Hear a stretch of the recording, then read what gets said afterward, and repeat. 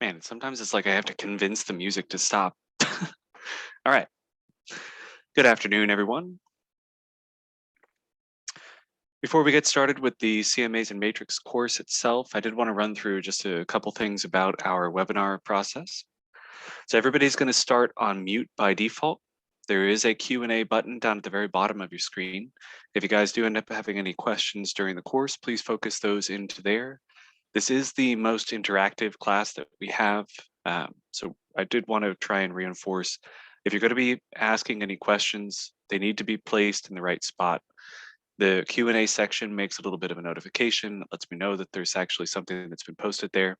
The chat option, which we're going to be using a lot today, is actually going to be for comments, examples, anecdotes, etc. So try to make sure that you guys are putting the right thing in the right spot, just to make sure that we're actually getting the correct responses. Let me move something around real quick. There we go. All right.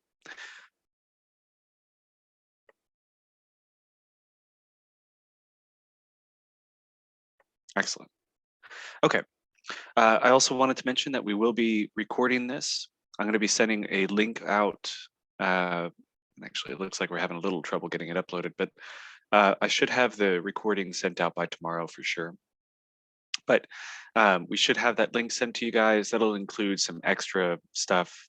We've got an article that was written that's just going through pretty much the same basic steps that we're going through today, so that you'll get the CE credit from the class. And then if you guys wanted to follow up, instead of having to rewatch the entire class, you guys can actually just hop right in there and get the information that you need. So let's get started. Oh, let me know if you guys have any audio or video issues. If you do end up having some issues, you might not be alone. So we want to make sure that everybody's letting me know if there's problems. Also, since this is a CE credit class, we also want to reinforce that if you are having audio or video issues, that could potentially lead to you not receiving the CE credit. And I want to try and avoid that if at all possible, because I don't want you guys to feel like you attended the class, got what you could from it, but then didn't get what you needed from it. So we will be sending the CE credit. I'm going to get that sent off today for sure. But if you guys do end up having issues, please let me know. All right. Now, as far as the buttons go, down at the very bottom of your screen, again, you guys have the chat and Q&A options. This is where you can type information. The raise hand option is going to be used if you guys have a question that you would like to ask with your voice. Not to worry, if you guys do have something that you would like to ask with your voice, you can hit that raise hand option. Even though this is a relatively short class, I don't want to discourage you guys doing that if you are having trouble typing stuff out, but just bear in mind that that could slow down the process if we have a whole bunch of people who are like, I want to get unmuted so I can tell you how this functions on my system or whatever. But the chat option is what we're going to be using for posting examples. So please keep that in mind. And then also, again, the Q&A for any questions. If you guys are joining us on a mobile device, you'll just need to tap the screen in order to pull that information up. All those same buttons do the exact same things. Raise hand if you guys have a question that you want to ask with your voice, chat for examples, Q&A for questions. All right, that's about it. Let me get this out of the way. And we will focus in on matrix. So the whole class today is actually going to be in matrix alone. It used to be that we would actually have at least one departure from matrix, but as you guys will see here in a bit, we actually don't need to do that anymore. We're going to be spending the entire time just going through matrix. So first and foremost, I did want to launch a little poll. It is very quick and easy. It's only 2 questions. The reason why we're doing a poll like this is just to ensure that everybody that's here is also paying attention. So this is directly related to the CE credit. So I do need everybody to actually answer this in order for me to be able to give you the CE credit. Excuse me. I'm going to need everybody to answer it. That's not going to mean that if you don't answer that your other classmates aren't going to get the credit. Also, if you end up having any trouble interacting with the poll, please let me know in the chat or the Q&A. I did have somebody one time that legitimately just couldn't pull it up, but oh, well, everybody's already got it done. Excellent. Thank you, guys. All right. So it actually looks like more than half the class is either new or relatively new to real estate. I'm going to try and help you guys contextualize some of the tools that we're going to be discussing today, as well as why you might need them. And then for how many of you guys have actually produced a CMA before, it looks like the majority of you guys have. That's really good news. For the couple of you guys that haven't, not to worry. We'll try and make sure that all of this makes sense as to why you guys would need it, when you would need it, how to do it, etc. All right. So let's hop out of that. And we're going to go ahead and get started. So we have two different kinds of CMAs and matrix. Today we're going to be covering the process of actually creating or getting the results for a CMA, as well as doing the quick CMA report and the CMA wizard. Now, before we get too deep into what exactly a CMA is, or how to do the CMA, excuse me, let's talk about what a CMA is. So the CMA is a comparable market analysis. Other people might say comparative market analysis or competitive market analysis. All of them pretty much mean the exact same thing. The easiest way to conceptualize what a CMA is actually trying to portray is that it's meant to be a broad picture of a small area. So the idea is that when we're actually getting in to find comparable properties in the near vicinity of the subject property, let's say if we were working with a seller, or if we have a buyer that's trying to figure out whether or not the property that they're interested in might be a little bit overpriced, all of this can be done with a CMA. We're going to be tracking down all of the properties that are similar, again, broad picture, but we're going to be trying to localize it to a small area to try and ensure that we're getting only relevant results. We're going to circle back to exactly the criteria that we're going to be using a little bit later in class, but since most of you guys have already done CMAs, I'm just going to talk a little bit more about who we're going to be preparing these CMAs for. So I mentioned already we've got buyers. Let's say we've got a buyer, they've got their hearts set on this one particular property, but man, it's just the price is just a little bit outside what they were hoping to spend. You can produce a CMA that's going to be tracking down all of the properties in the near vicinity to just try and figure out whether or not the price that they're actually offering it for is reasonable.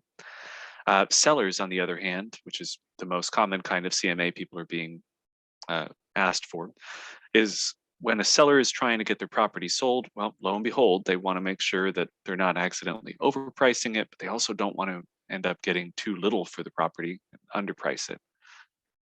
So let's go ahead and get started. We're going to be doing a CMA presentation for, excuse me, we're going to be doing a CMA for a listing presentation we're doing tonight for a seller.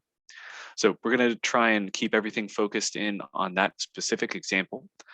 And I wanted to actually ask, for those of you guys who have either done this before, or even those of you guys who haven't, but maybe know a little bit about it, in the chat section down at the bottom of your screen, let me know what is the first step that you guys are going to do to get this CMA prepared. Again, the context for this CMA that we're making is that this is going to be made for a listing presentation that we're doing tonight for a seller. So what's the absolute first step that you guys are going to do? And actually, since I don't want to give away any hints, I'm going to head back to regular old Matrix homepage. And what's the first thing that you guys would do?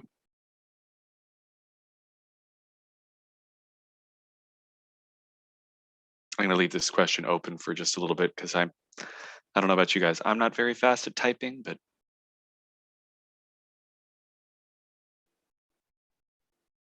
so again, first step when we're creating a listing presentation CMA for a seller.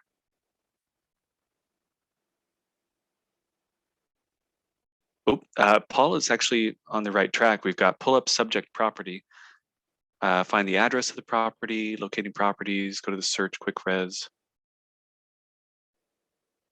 These are good. And actually, Paul is kind of on the right track, so I'm going to go ahead and jump right into that. In this case, we're going to need to pull up the subject property. So what I'm going to recommend is that you guys actually pull up the subject property from the perspective of the tax records. Now, the reason why we want to look it up from the perspective of the tax records first is because we're actually going to be trying to figure out what the raw information is. This means that we're not going to be necessarily looking for things that are in listings. Maybe we've got listings that are just really old. Tax record information should be relatively up to date. I mean, it's always going to depend on your county and how good their filing is, whatever. But let's actually talk first about how to track down subject property information from the tax record perspective. Now, it used to be, and Joe actually just mentioned, we go to Realist Tax, and that's a great place to start. But since this is CMAs and Matrix, I'm actually going to redirect you guys. Instead of doing Realist Tax to find any of the tax record information, head over to your search tab and head down to Public Record. Now, this public record search is actually a tax record search that's built into Matrix. It's pulling information over directly from Realist, which means that we don't have to leave the system just to try and get the information that we need, but we'll still be able to access all of the same data itself. So for instance, let's say that we've got maybe just the owner's first and last name. We can find their property that way.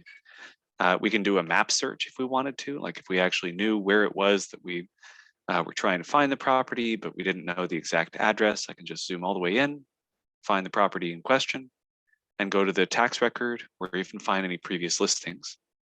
But more often than not, you're going to be back here on this main search page, and you're going to be putting in an address up in the top here. Now, we mentioned this a little bit earlier today in our Matrix class, but when you first get onto the Matrix homepage, there is a search function here with house number and street name. The vast majority of the time, you guys are going to be able to track down the exact address you're looking for by just putting in those two pieces of data. So if I just put in, let's say 1373 and Riverside, there we go. Just like we do with the listing searches down here at the very bottom, it's showing us how many matches we have. This is a live count, meaning if I put in different pieces of information, I'm actually going to get a different number down here. But with just those two pieces of information, just the house number and the street name, not the street type, not the county, not the city, the zip code, whatever else, I've already got the right match. I can just go straight into my results. And just like we would if we were trying to find listing data, instead of clicking the listing number, if I'm pulling up the tax information, I'm going to click on the tax ID or the tax number. We pull up that parcel, and I can see the owner name, what their school district is, what their subdivision is, and a little further down, we've got our characteristics. If this were the house that I was actually going to be preparing my CMA for, I would know I need to find something that has, looks like 3 baths, 1 full bath, 1 half bath. I don't know where they're getting this 3 number from. If there's only 1 full, 1 half, must be a very full half bath or full bath. If I go to last listing, I might be able to glean more information. In this case, this is a property that's in Tulsa County, so tax records just don't have the bedroom count for whatever dumb reason. That's okay. I can see my bed count right here. All right. It gives me a little bit of information to fill in. Here's our baths. We've got 2 full, 1 half. All right. That makes a little bit more sense compared to the tax record. And this way we can try and find a little bit more specificity to the area that we're going to be searching within. So again, big picture, small area. So I've got my subdivision here, Norvell Park, and maybe need to narrow it down even further with the addition, resub, blah, blah, blah, blah, blah. There's a subdivision in Tulsa, and I'll use as an example later, that gets a little crazy with the resubs. But if we do end up wanting to try and find more in the area, this is a great place to start. Or we can even just go back into the parcel map, find out where it's physically located in case we wanted to do a radius instead of the subdivision. So it's a really easy way to try and find the information in preparation for our discussion tonight. And since I'm going to be needing to discuss this information with the seller, I'm also going to be able to find out who the owner is. So we know, well, which of these individuals I'm going to have to be talking to if it's neither Chris nor Sean that's actually called in and it's their daughter or something like that. Well, then I'll know, all right, well, I need to eventually find out whether or not they have power of attorney or if I'm going to have to deal with these people later, whatever the case may be. So this is a great place to start for CMAs, is getting all of the information solidified in your brain of who's going to be talking to, what the details are about the property, and then you can move on. Now, a bunch of you guys actually already mentioned what the immediate next step is, and this is where we're going to start getting into the comparable properties that we're going to be searching for. So now that I've gotten the details about the property, the history of the property, who's been sold to, when, what the mortgages are, blah, blah, blah. Now let's actually start finding the comparables. Now, in our case, today we're going to be discussing this listing presentation specifically for a residential property, but I wanted to make sure that you guys understand all of the principles that we're going to be discussing today are going to be things that you can use for vacant land, residential property, whether it's lease or selling, and then also the commercial properties as well. We're going to try and make sure that everything is absolutely bare minimum going to cover those things. So let's go ahead and get started now with what fields I'm going to be searching by. Now, I'm not going to make this easy for you guys. In fact, I actually want you guys to participate in the chat again. Let me know what you would be using to gather the comparables in the CMA that we're going to produce. So again, down in that chat section, let me know what you guys would be using to search for those properties. Now, this can be things that are currently on the screen. I'm not going to try and obfuscate it that much, but if you guys would like, I've got that moved up a little bit so you guys can see the full breadth of the search function. So again, what fields are you guys going to be searching for with if you're producing a CMA for a listing? We got closed homes, 0 to 365 days. Status, active, pending, and closed, all right. Age of the property, what city? Looking for closed listings, default of 1 to 180 is fine to start, then expand. Pending and closed. Making sure the property subtype is actually matched. So if it's a house that we're searching for, we want to make sure that it's a house that's marked. Thank you, Kimberly. Paula mentioned the status. We've got the status. Closed properties from the past 180 days and their subdivision or area. These are all really good. Match characteristics. Yep. And I mean, sometimes people will get really specific about what criteria they're adding. We've had people mention that they search by price, which isn't necessarily recommended, but if you're finding things that are just, like if you're searching and you keep on tracking down properties that are just completely dissimilar to the property that you're working with, then yeah, you might need to make sure that you're not ending up with properties that are, dramatically higher priced. Perfect example of that would be lakefront property. So for instance, if I've got a property that's on a lakefront, it's got 3-bed, 2-bath, and every other property in the near vicinity is 3-bed, 2-bath, but none of them have lakefront access. That's going to make a pretty stark difference in whether or not those are considered comparable. And a price might be the only way to make sure that you're not getting those extra pieces of land added.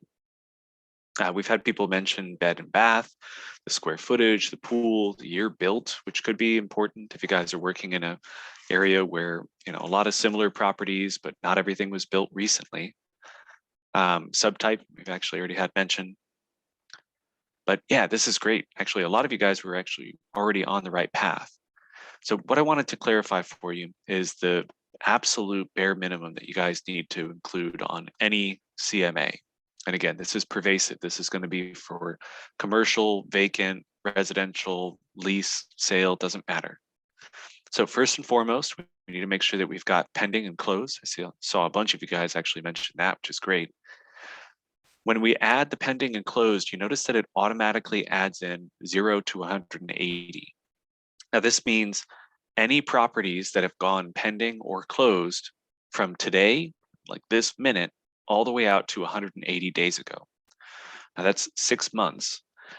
The last 6 months of data is probably going to be a reliable bet, but as we had somebody mention, oftentimes this might not actually end up being the best option because you may end up needing to either narrow that range if you're finding too many listings, which, wow, congratulations, not a common thing to have happen. Alternatively, you might end up being tasked with finding a comparable for a property that's just out in the middle of nowhere. And if you end up in a situation like that where you've got barely anything showing up, either because the market is kind of strange in that area, maybe it's not particularly lively, or maybe it's just a really unique property and there's not too many comparables being sold in that either size of the property or that area. You may end up finding yourself expanding that out. Now, what I would typically suggest, and a lot of you guys recommended the area, either subdivision, map search is something I mentioned earlier, but oftentimes I would prefer for people to use an expanded area. Now, again, all of this is going to be contingent on the market that you're working with. So if I mention something that seems a little off to you, just take that with a grain of salt, because this is all going to have to be curated for each and every CMA that you produce. If you guys are working in Tulsa, you might find tons and tons of properties. You might not even need the full 6 months. You can just grab exactly that one subdivision that you know that you want. But other times, for those of you guys who work rurally especially, you may end up having trouble finding any comparables at all, and expanding your area and expanding your time frame might be required. And which order you guys do those in might be contingent on whether or not the market's been radically changing up and down, or whether or not the area that you guys are searching in could be reasonably expanded without actually harming the relevance of the data. A perfect example of that actually was the surrounding area of Tahlequah and somewhere radically different in the state, Durant, both of which had like relatively low housing density, but the market itself was all being defined by the larger city in the center. So those are the kinds of factors that you may need to put into play. It's all going to be dependent on the property that you're working with and your expertise. So now that we've got active pending and closed, we're actually going to add in a practical area, because these are the things that you need to have for every property search, for every comparable search. But I'm going to actually give some specificity here. We're going to do Eagle Ridge in Broken Arrow. Now, when I added in Eagle Ridge, what I'm going to be doing is I'm actually adding in an asterisk at the beginning and the end. This is called a wildcard search. The wildcard search is actually going to be based on the beginning and end portion. You don't have to do on both ends like I am. But the reason why we're using this wildcard search is because what it does is it says any of this text right here has to be in order and has to appear in the subdivision name. But anything before it, which is our asterisk in the beginning, and anything after it, asterisk at the end, is going to say, I don't care about that information. That can change. It has to say Eagle Ridge somewhere in the name of the subdivision. So as an example, if we have the Eagle Ridge Estates, well, in this case, it's not going to worry about the, and it's not going to worry about estates. So when we go to our map, I'm going to double check my work to make sure that I didn't end up getting too much. Oh, well, and look at that, I did. Now, there's a couple different ways for us to kind of massage this into the position that we want. In my case, I actually have an area that's right here in the center that I want to work with. Now, this is going to be relatively easy to try and at least narrow the focus a bit. I could just type in, I almost said Broken Arrow. Broken Arrow, there we go. Head back to my map. Oh, it's a little bit narrowed down, but actually this is the subdivision that I was trying to search for. So these ones down here on, wait, this is too far along for it to still be considered 71st. What do you guys call it in Broken Arrow? Is it Kenosha? Is that right? Anyway, so I'm going to actually narrow my search down here by using the map search functions. So just to clarify what I'm doing, when I added in my subdivision, it narrowed at least to a little bit where I need to be. If I have the exact name of the subdivision, I can just dump it in there. I'm still going to want to double check on my map. But because this subdivision actually produced results that are all over the state, I added in a city. But because there's even still some variance within that city, that's when I have to go to my map and actually start using my map search. Now, we can also put in a zip code if it maybe had a different zip code, or maybe it's a different school district or something like that. However you guys feel is necessary. I just happen to be a very visual person, so this map search is actually the most comfortable thing for me. Now, once I've gotten my search narrowed down even further, if I go back to my criteria, I can verify I've got the statuses, I've got the area defined here, and I've also got my time frame defined as well. So those are the three elements that we have to have updated. We have to make sure that we have our status. We have to make sure that we have our area. We also have to make sure that we have our time frame. Those are the three things that we have. So when I go to my results, I can finally see I've got 1 pending listing and I've got 8 closed listings. So it doesn't look like there's anything active in that area, which means that if my seller is trying to get a property put onto the market, I'm going to have to see if I can glean from these particular results whether or not this is actually going to be the right price that I'm coming up with, or give them some recommendations in that area. And actually, before we do anything else, I did want to point out, when I check the checkboxes for this, there's a quick CMA button right away. So kind of a spoiler here, but that's it. If I just needed to grab this information, send it off to my client really quickly, you're done with the process right there and then. But let's actually add some nuance to this. We're going to do a different search this time. So let's head back into our basic search. So I'm going to go back to residential, quick res. And again, we need to make sure that we've got pending and closed. I'm going to just leave mine on that 0 to 180 days. The last 6 months in the area that I'm working in aren't going to be too big a deal. I'm going to narrow down my area. Again, I can either use the map search, I can use the city, zip code, whatever. I have a specific subdivision that I'm going to be using. So I'm going to go back in. We're going to do Turtle Creek this time. Oops. There we go. Turtle Creek, asterisk at the beginning and end in case it was the Turtle Creek resub 12 or whatever. And then I'm going to head to my map. So again, I've got my status, my time frame set. I've got my area set up. And would you look at this? Looks like it's grabbing something from Southern Muskogee. So I'm going to head back here. I'm going to try again with broken arrow. Head back to my map. Oh, still too many results. The property that I'm working with is actually over here in this area by 91st. So I'm going to grab my little rectangle and draw around the shape. Excellent. Now, let's say that I do end up having maybe a different kind of search that I want to do. Instead of me actually drawing on the map, I can actually go back to my criteria, and without even leaving this initial page, up here underneath where it has the map search button that allows me to jump right into that map where I can draw on it, whatever, there's also a radius option. Now this radius option works in a couple different ways. We can either add in a specific radius and then the address, or we can click on this My Location button and it'll find everything within 1 mile.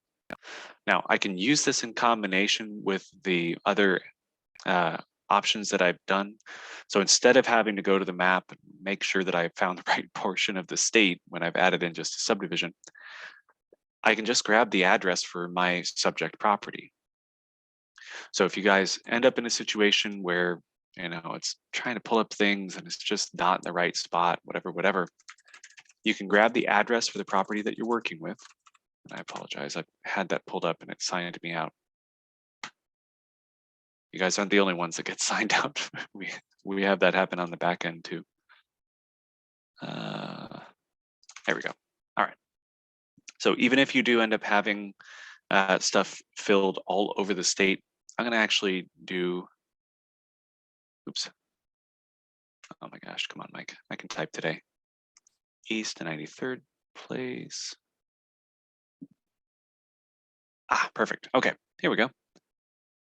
So this is the address that I need. I can autofill either one of these, but I'm going to do the second one because that's just the, oh no, wait, it's 93rd place. It's the one we need. There we go, perfect.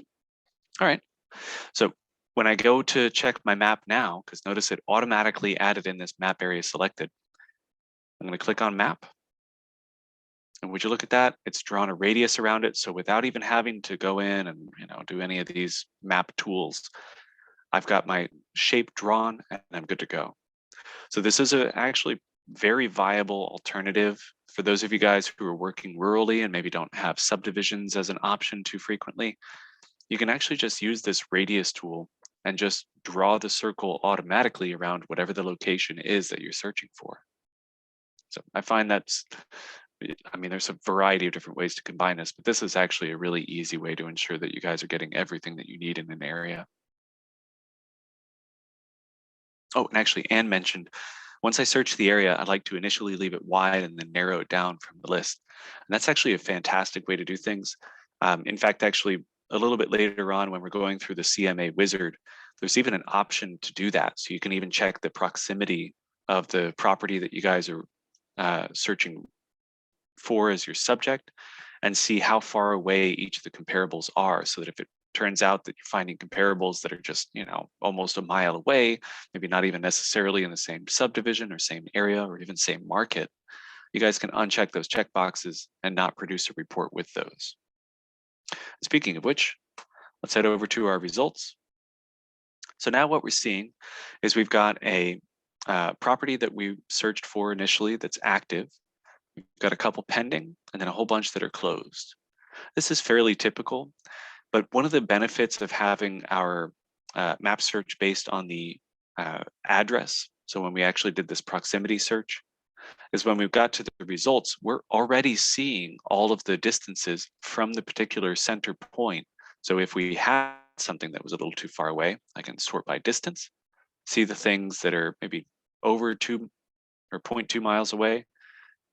And whenever I select all of my listings to send out my CMA, I can just uncheck those checkboxes and not include those on my report.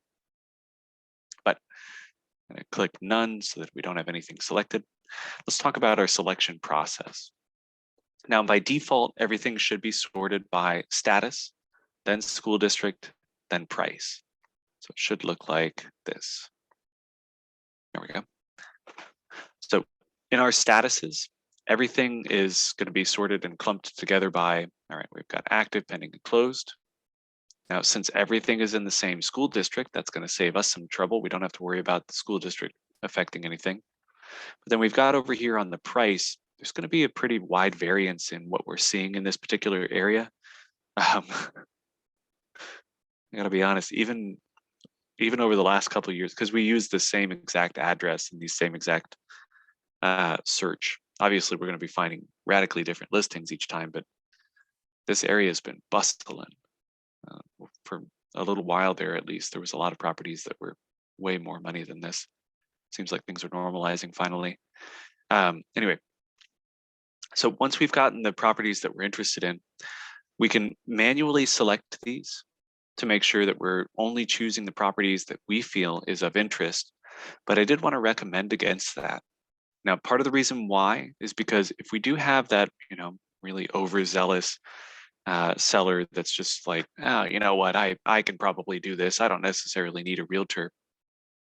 If we end up producing a CMA and we're telling them that we're making our pricing recommendation off of these comparables that we found, and we show them a report that we've either produced using the quick CMA or the CMA option, it's going to include by default the search criteria that we used. And that means that if the client ends up going in and trying to track down all of the comparables themselves, they may end up finding more results numerically. So just literally a larger quantity of results than what you found, even though technically speaking, you actually went in, found all of those same results, but then managed to narrow down those results using your own expertise. Now, this could upset them or make them feel like you're not serving them as much value as they may perceive normally. So what I would strongly suggest doing is just like we had John had mentioned matching characteristics. If we have a property that in this case is 3 bedrooms, 2 baths, and a 2-car garage, I don't necessarily want to see all of these properties that have more bedrooms or maybe more space. So I can build that into my criteria, and this will still show on the report. So if I say I only want to see 3 bedrooms and I only want to see 2 total bathrooms, that means that I'm going to make sure that I'm only restricting myself to the results that are perfectly similar to my property. So again, this is relying on the fact that you guys have actually gotten a preponderance of listings. Like if you guys end up getting way too many, cool. Use those characteristics to make sure that you're only focusing in on the properties that are truly comparable and truly relevant. But in my case, this is more just a luxury. I have way too many properties. I'm going to narrow it down to make sure that we only see the properties that are exact matches. Now, next, we're going to be producing our first CMA report. So I'm going to check the checkboxes here. This selects everything on there. So again, I can go back and uncheck a couple of these, but if you're choosing to not include one because of certain characteristics of it, build that into your criteria. If you're choosing not to include it because, well, I know for a fact this particular property is not of high quality as the rest of the properties in the neighborhood because, you know, the paint job was bad, or last people that lived there were bad with, you know, the upkeep, maintenance, or whatever, cool, that's fine. If it's only a couple here and there and you can explain it with sound logic or photos of the properties, that might make sense to your sellers. But you also don't want to risk them ending up in the same situation I just described, where they know that this property sold, they know it's sold for way more than their property is worth, and now you have to have an awkward conversation with them about why it is that you didn't include it, how much work they need to put into their property. So regardless of any of that, I've got all of my checkboxes checked, and I'm going to head right over here to Quick CMA. Again, ran my search, selected them, Quick CMA, and here's a nice polished report for me to produce to my seller. Now, when we do the Quick CMA option, by default, it's actually going to be using the most recent version of the Quick CMA. I'm going to show you guys how to use a little bit more concise version of this. This is a little bit more expanded, more visually appealing for sellers. It's handy for us as realtors and agents and whatnot, but there's another version that's a little bit more targeted towards the information. But on this generic version, it has the properties all broken down into which statuses they're in. So in this case, we got active and pending on one page. We've got our closed all dumped together on another page. And then we've got our total listings and some quick statistics that actually show all of the information for all of the listings gathered in one location. Now, for each status, there is a min, max, and average, which is completely redundant on this active status where it's only just one item. We've got our pending, min, max, average, and median. And then we've got our closed, again, min, max, average, and median. And then on the total statistic or total listings, it shows an average and median. Just as a reminder, average can be thrown off by an outlier. So for instance, if you do end up in a situation where your average is just like radically different than what the median is, I would always suggest going for the median instead. The example that I had my math teacher give me in high school was Michael Jordan, who got his degree in, I think it's like geology or something that's, you know, relatively niche, but also not necessarily a really high paying job. But not too many people in the country had that particular job. So whenever they were running salary statistics for that particular major in college, it was just disproportionately paying higher on average than other positions. And again, the reason that that was the way that it was is because there was one outlier that was getting paid millions and millions and millions of dollars when everybody else in that field was barely breaking 3 digits at the time. So keep that in mind whenever you guys are running searches like this. If you do have some outlier property that's just radically different than everything else in some way or another, it could throw off your average, but it's not going to affect your median that much. Anyway, down here at the very bottom, we also have some quick statistics on the min, max, average, and median, focused more specifically on the list price. So what it was originally listed for, the min, max, average, and median, the sales price, so what the properties actually ended up selling for, and then what those differences were. So for instance, our maximum list price was actually close to 220,000, but our maximum sales price was actually 210. And even on the listings that did end up selling over what the value was, it only ended up selling over by 5%. The average ended up being almost exactly 101%, whereas the median is pretty much the exact same. It almost sold for exactly the same as the sales price was, or as the list price was. So a lot of good information can be found on these.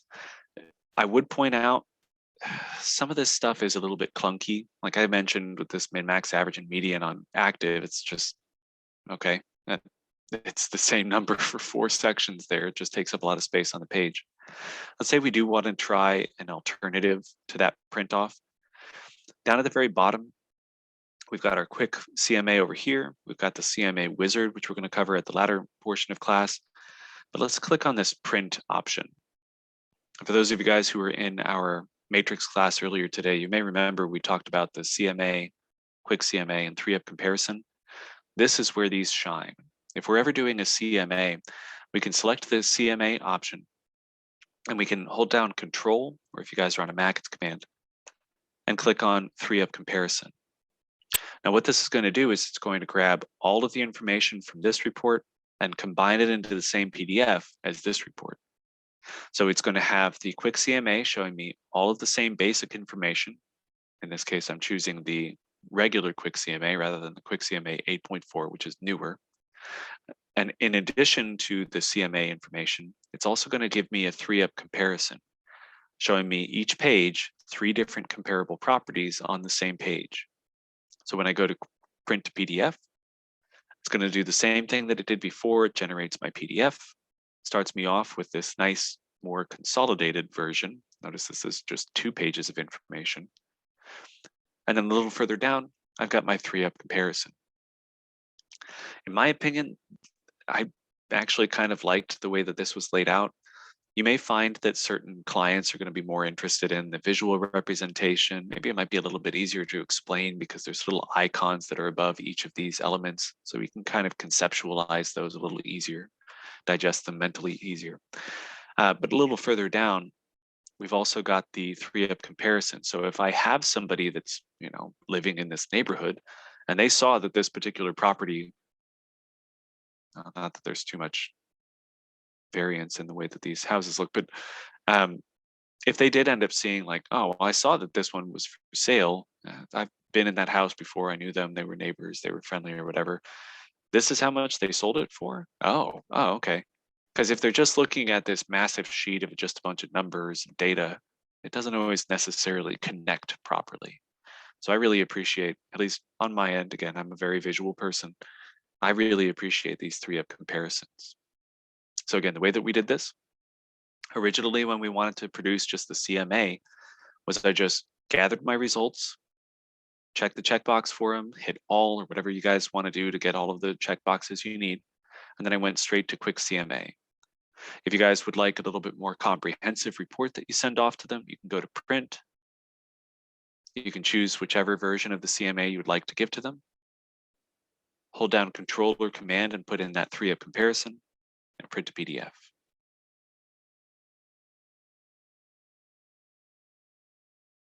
That way it's all on the same document and they can go through and find out more information about each and every property with a photo, with further details, and they can connect all of that information to the context that you gave them before with the comparable analysis. So easy options. Let me go ahead and close the rest of those. Let's jump back to our search. Now, whenever we ended up getting our search results pulled up, we had the quick CMA and the print option, but both of those, other than choosing which parts of the report you want to include on your print, they kind of just automate themselves. There's no extra steps. There's no extra details that you can add. Your header is just going to show up at the top, whether you want it or not. It's just all kind of, very hands-off, very automated, very easy. But if we want to make something that's a little bit more comprehensive, or maybe even add in some more details or context for our client, because again, they're not real estate professionals. They may need to understand why you chose this particular property, or maybe even add some price adjustments for the properties that are a little bit dissimilar, but you want to make sure that you include them for context. So that's actually where this CMA option comes into play. The CMA report is actually going to give us a tabbed version of the process. This is going to be very familiar to those of you guys who already have add, edit, access. These are the same basic tab options that you guys have in that process, except this time it's going to be a different button each time we go through. So we've got start, where we're choosing who our CMA contact is. I apologize. I thought that I closed that. There we go. Make sure that that goes away too. Don't want to be interrupted. All right. So we're going to be able to choose our contact. Now, when we're producing the full CMA, so again, this is the CMA wizard that we're in right now. This is actually allowing us to connect this particular report that we're about to produce to a specific individual. Now, that individual, we will be able to access that information for 180 days. At the end of that 6 months, it just disappears from the system. Now, part of the reason why is because, again, even Matrix recognizes that after 180 days, that detail that you guys provided to them is just irrelevant. I mean, after 6 months, the market has changed. Those property pieces have changed. Anything that was active might be impending. Anything that was impending might be closed. There's just too much change involved. So they at least allow you guys to keep track of that for the next 6 months, which is more than enough time for most sellers to get their properties sold nowadays, most of the time. But I'm going to go ahead and connect this to a specific individual. This is not required. If you guys just want to create a one-off and send it off to somebody, or even just make it for yourself, you don't have to connect a person to it. Now, same thing goes with the description. Description is not required. If you guys don't want to use this, you don't have to. I'm going to just copy some text in there so you guys can see where that shows up on the report. All right. So next, we've got our pages. Again, remember, we're doing step by step by step. So this is our breadcrumb trail that's going to lead us to where we need to go. I'm going to hit pages next. Now, when you first get into the system to produce one of these CMA reports, the full CMA report, it's going to start you off with just no pages selected. In fact, on our little breadcrumb trail, if I clear this off so that it's what you guys will be seeing on your first go through, it's just going to have the start and pages, and that's it. None of the rest of these are actually ready to go. You can't put any information in. You can't find comparables, add a map, make adjustments. It's all gone. All of that's going to be contingent on the pages that we add. So first and foremost, I've got a cover section here. I'm going to click the little plus icon to the left of it and expand that out so I can see the two different versions of the cover I can use. I can either do a cover sheet. If I click on it, it adds it to my selected pages, or I can do cover sheet with a photo. I like the cover sheet with a photo. And as soon as I add that on here, notice I've got subject, cover, and comparables. Next, I want to add in there we go. Next, I want to add in the subject / adjustments. Now, in this case, it's got a summary list and price adjustments. If I just click on the summary list, notice it automatically adds in this tab here that says adjustments. Then I can also add in the price adjustments. If I don't want to add these in one by one, I'm going to pull up our comparables section. Notice I've got 6 different things on here. Maybe I don't even necessarily want all of these, but if I click on the actual tab right up here at the top, the header, that's going to add all 6 of those all at once. And then that way I can actually go back and say, you know what, I don't want that one. So I'm going to select it and remove it.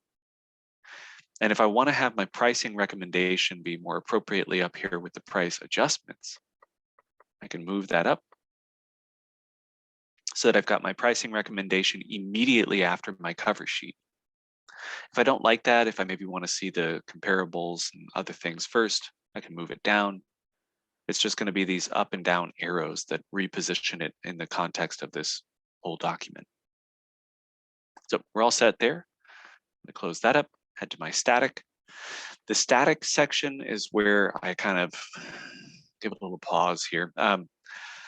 So what we're looking at with the static information is actually just a bunch of stuff that CoreLogic felt was semi-relevant. I don't necessarily think that all of these things are great to add.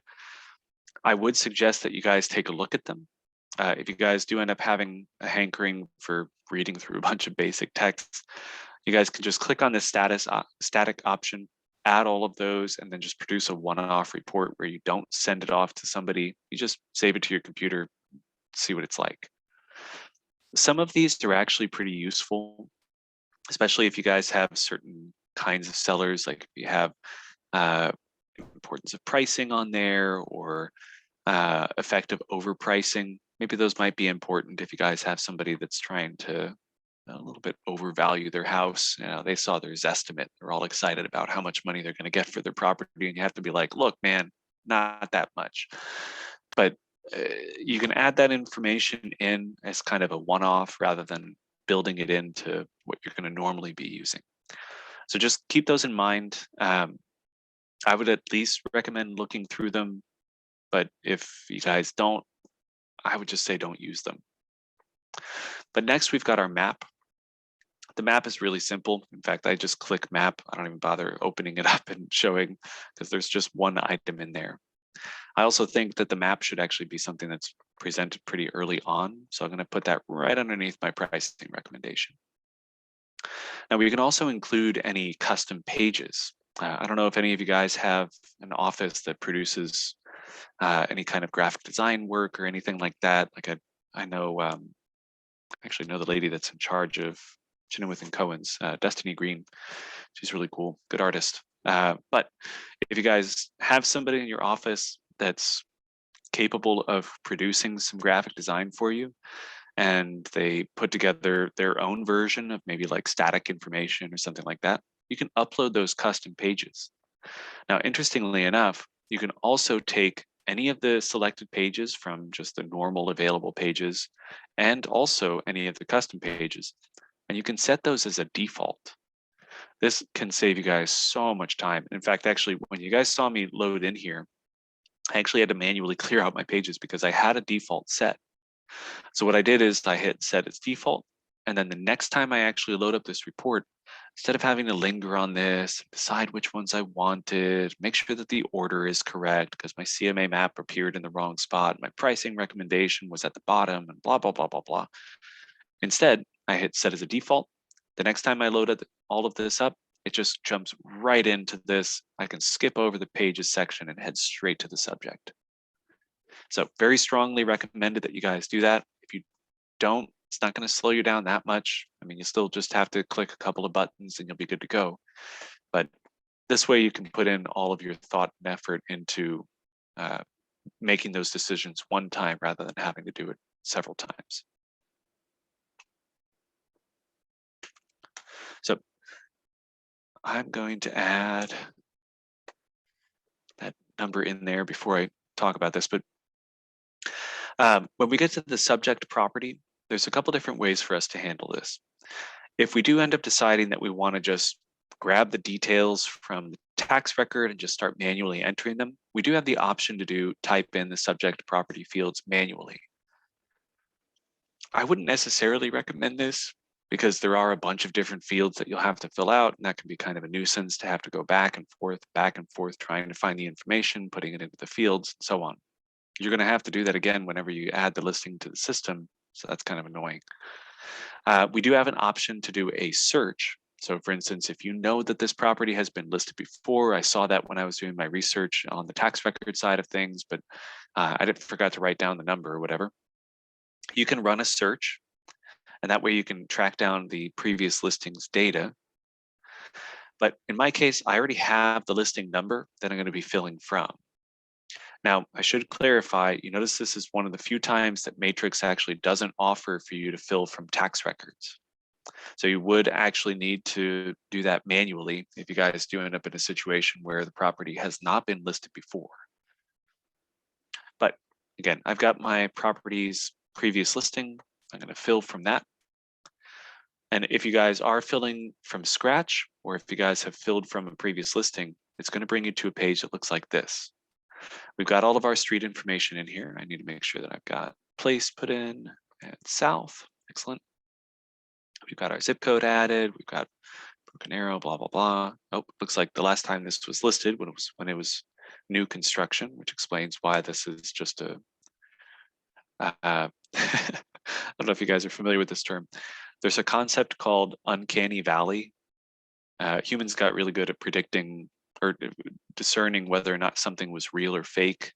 And there's a certain point where things look almost entirely real, like believably real, but then not quite enough. and it becomes unsettling.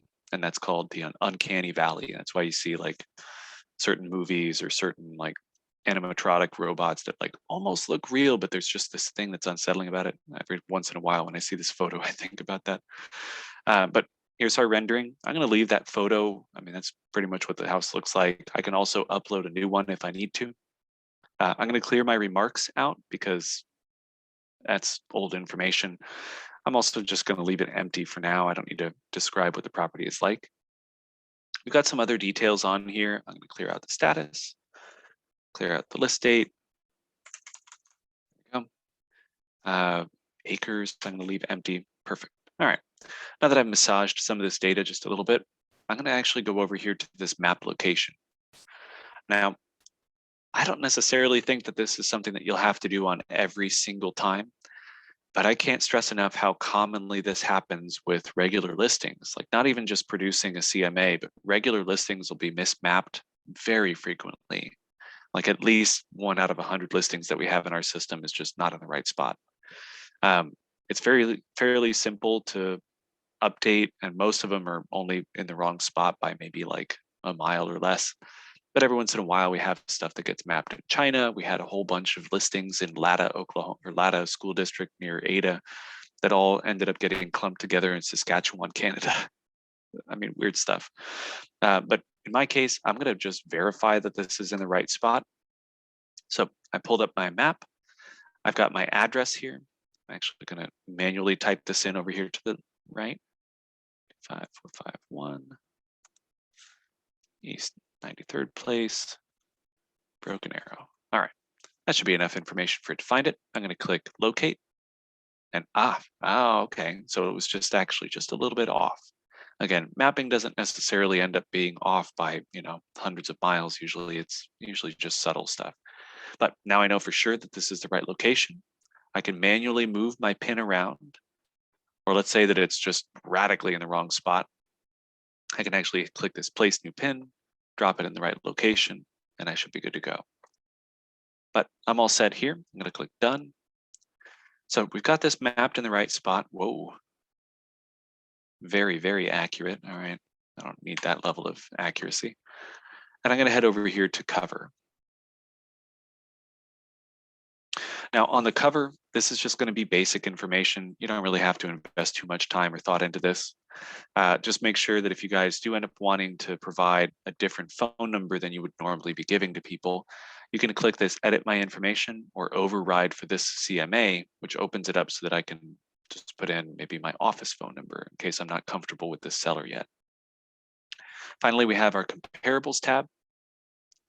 The comparables is actually already filled in. Good news is it already remembered all the information that we had just been looking at when we started this process. Those checkboxes that I checked are all the listings that I see here. Once I've added in any of the additional listings that I might need, or maybe add in from a cart that I've created, I can move on to the map, make sure that everything is located in the right spot. This is our last option to make sure that you guys have actually found all the right properties in the right areas, because we don't want to end up including something that's just radically different side of the state or something. Now the adjustments tab, I'm not going to linger on this one too much. This is going to be more for those of you guys who have had some kind of appraisal experience or BPO experience, or just really any experience with the actual detail by detail kind of pricing. In my case, I made sure that I was only dealing with properties that had 3-bedroom, 2-bathroom, so I don't have to worry about changing the prices here. Let's say that I get over here to our square footage, and I've got some properties that are just larger than my subject property. If I know what the square footage price is, so like what one extra square foot should be valued at, so like if it's worth an extra $12 per foot, I can go ahead and add in or subtract some of the value from this particular property. So like, let's say this one's a little bit larger than the property that I have in question. I'm going to say that I need to remove $1,000 from it so that its price is actually closer in line with what my property will be priced at once I give the pricing recommendation. Again, this is some highbrow stuff. You don't necessarily need to do it. Next, on the pricing option, This is where we put in our suggested list price. It's really basic. You put in your list price recommendation here. So like if I just wanted to say 200,000, and then I'm also going to include a line here that's 195 to 215. There we go. I give a static number and then also a range just to make sure that if the client looks at that number and they're like, oh, excuse me, that's not my value, you can just give them the range and be like, well, this is the range that I think would be valuable, but this is the price that I'm recommending. And you can also put it in the notes down here at the bottom to kind of further explain your logic behind it. But that's about it. If I go over here to finish, I can either view this or email it. Since I've already connected this to a client, if I click on that email button, it's just going to pull up the email prompt and I can send this off straight to George. If I'm also wanting to just maybe verify my work has been done properly, I can click on this View CMA, which I'm going to use for now. But that's it. Class is officially over. Thank you guys so much for joining us today. I know it's been kind of wild weather. I got to work from home today, so I'm not in any danger. I hope none of you guys are. Please stay safe. Keep wearing your masks. Keep social distancing. Make sure that you guys are washing your hands frequently and bundling up when you go out into this unusual winter weather. Also, I am going to be leaving the session open. If you guys do have any questions, please don't hesitate to ask them. I did when we were still doing outreach in person, ended up in Durant, and there was a guy that actually had a property that they were trying to get the pricing assessment for literally that day, and it was just out in the middle of nowhere. And I mean, the nearest house to it was, I think, maybe 1.5 miles away. So like even if we wanted to do like a radius option or something like that, we ended up having to use the whole zip code to try and find comparables. We found 2. So if you guys do end up in situations like that, if you want to give us a call and ask us, we might be able to help you guys find maybe a couple more. But hopefully these principles that we talked about today will help you guys find what you're needing and get the price that you need. But that's about it. Again, thank you guys so much for joining us today. I think I only saw that one person was late to class. I'm sorry, I missed whoever that was, but if you know who you are, fortunately, you won't be getting the CE credit. Everybody else here, though, thank you for participating in the poll at the beginning and sticking around to the end. We'll get the CE credit sent off sometime today.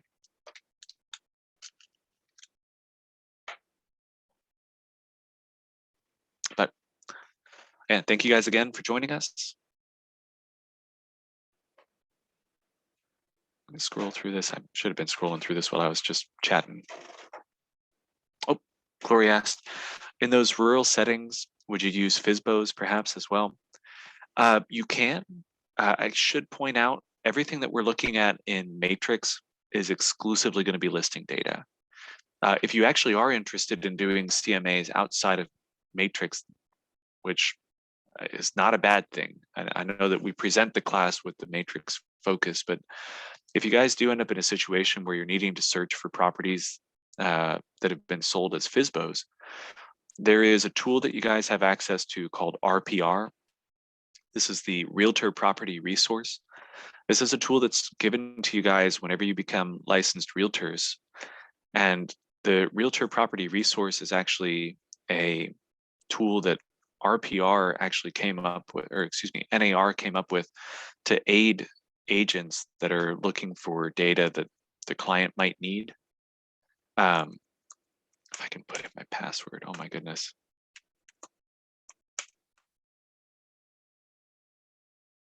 There we go. And then it's going to have me sign in again, I bet. Oh, it did. Okay. RPR does have a CMA process that you can use. And the good news is it actually keeps track of everything that's sold. So not just listing data, it's also keeping track of FSBOs, listings, and this isn't even just our listings. So for instance, if you guys are working up in Stillwater, for instance, you might have listings that are in both the Stillwater MLS and our MLS. You might have some that are in one or the other. And you'll also be able to pull the CMAs as well with FSBOs. So get into RPR. We have a class on it coming up sometime next month. It's a really great tool.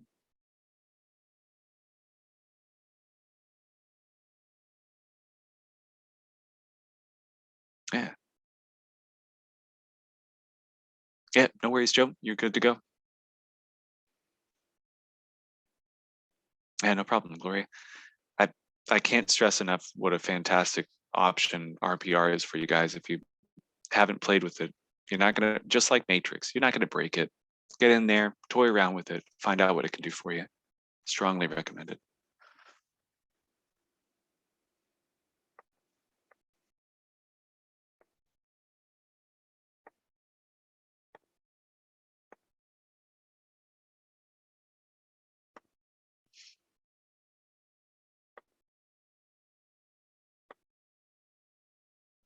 All right. Well, it looks like almost everybody has been kind of slowly filing out. I'm going to go ahead and close up shop. Thank you guys again for joining us. Please be safe, and hopefully I'll see you guys again soon.